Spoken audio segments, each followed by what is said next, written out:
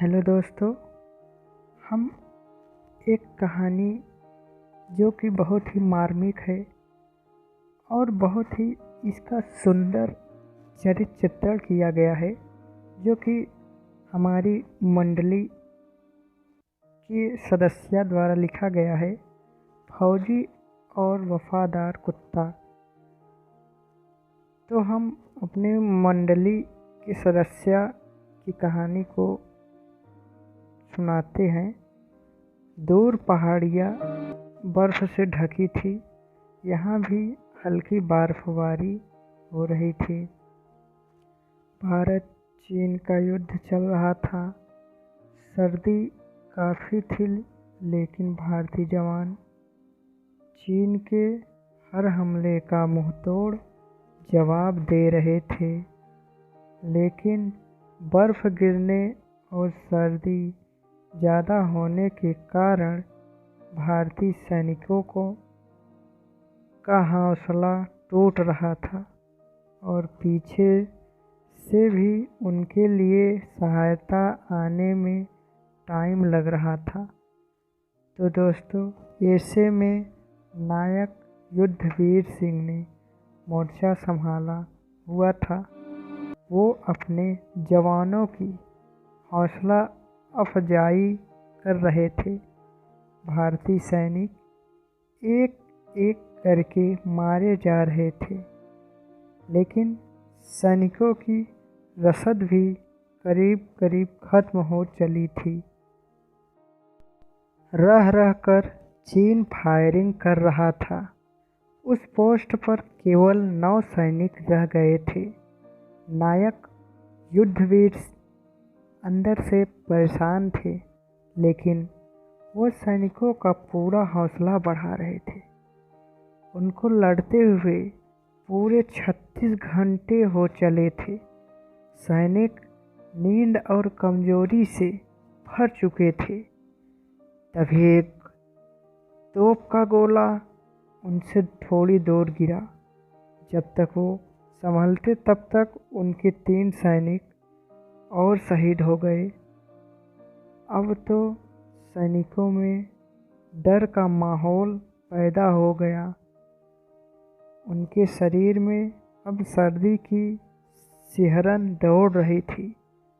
अब वो केवल 6 रह गए थे। उनका तो हौसला अब टूट गया था। युद्धवीर ने एक बार फिर से जोर से भारत माता का नारा लगाया और सैनिकों का हौसला बढ़ाने लगे। सैनिक फिर पूरे जोश से फायरिंग करने लगे। जैसे जैसे समय बीत रहा था, बचे सैनिक कमज़ोर पड़ रहे थे।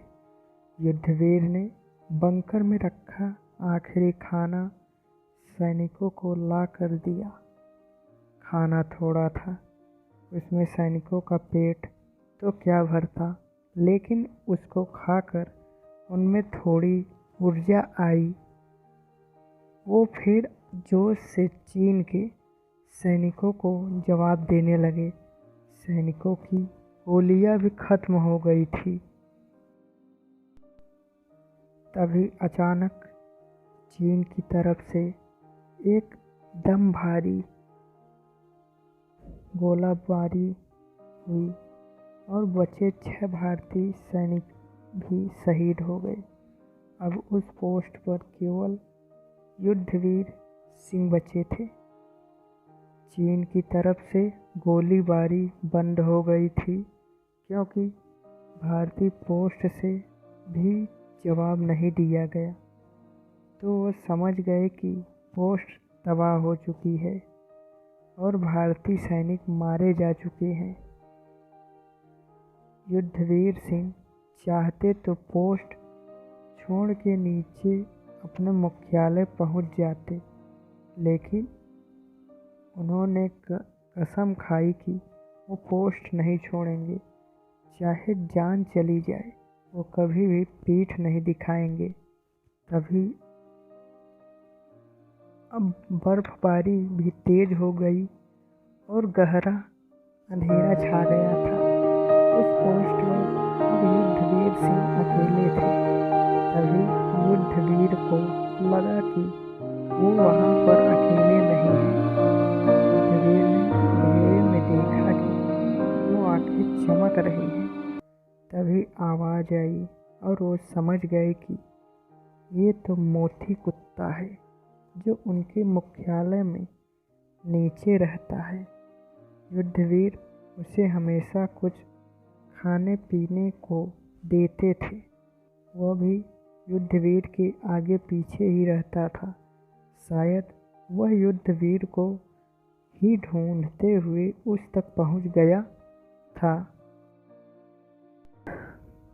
युद्धवीर को थोड़ा साहस मिला कि वो अकेले नहीं है।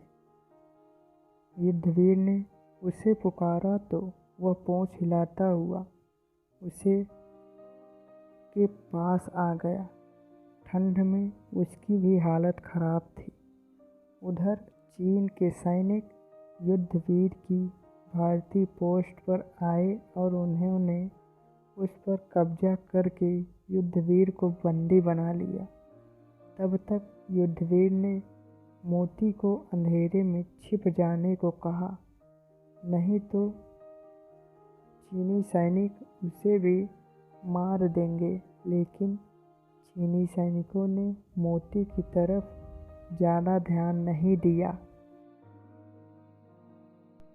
चीनी सैनिकों ने युद्धवीर की आंखों पर काली पट्टी बांधी और उसे बंदी बनाकर अपनी छावनी में ले जाने लगे।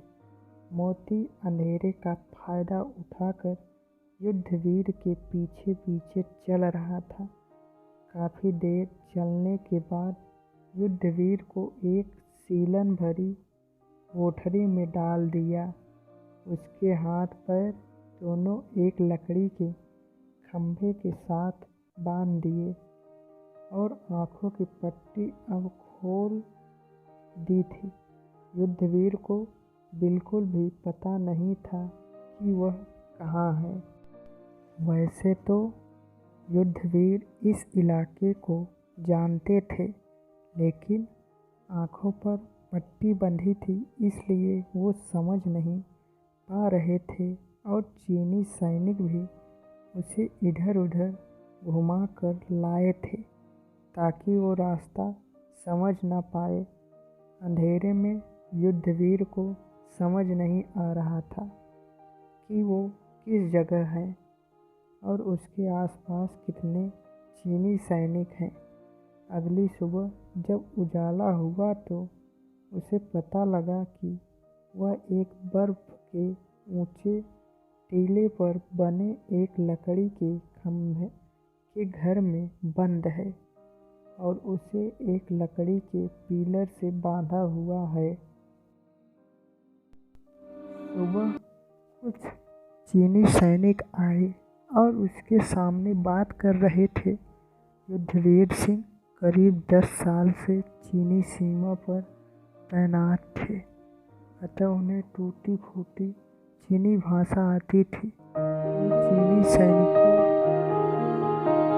कह रहे थे कि वो आज रात को उसको टॉर्चर करके भारतीय सेना के राज पूछेंगे। युद्धवीर थोड़ा घबराया और जानता था कि चीनी सैनिक कितने क्रूर होते हैं। वो उसे टॉर्चर करेंगे तो हो सकता है कि वो उनकी मार के आगे सेना की राज खोल दे। युद्धवीर ने भी प्रण किया कि वह मर जाएगा, लेकिन अपने राज इन चीनी सैनिकों को नहीं बताएगा। लेकिन रात होने में अभी वक्त था। उसने किसी तरह इस कैद से भागने की सोची। अब युद्धवीर भी थोड़ा अंधेरा होने का इंतज़ार करने लगे। आज भी बर्फबारी तेज हो रही थी, इसलिए लगता था कि अंधेरा भी जल्द हो जाएगा। अंधेरा होते ही युद्धवीर सिंह हाथ पैर मारने शुरू किए ताकि। हेलो दोस्तों, अगर आपको हमारी ये कहानी अच्छी लगी हो तो आप कमेंट में ज़रूर लिखिएगा और इसको लाइक, शेयर एंड सब्सक्राइब कीजिए तथा कमेंट में लिखना ना भूलें कि अगर आप चाहते हो इस कहानी का दूसरा पार्ट आए तो आपको कमेंट सेक्शन में बताना होगा कि ये कहानी कैसी लगी। हमारे देश के जो सैनिक है उनके सम्मान में ये कहानी अर्पित करता हूँ। Thank you for watching my video.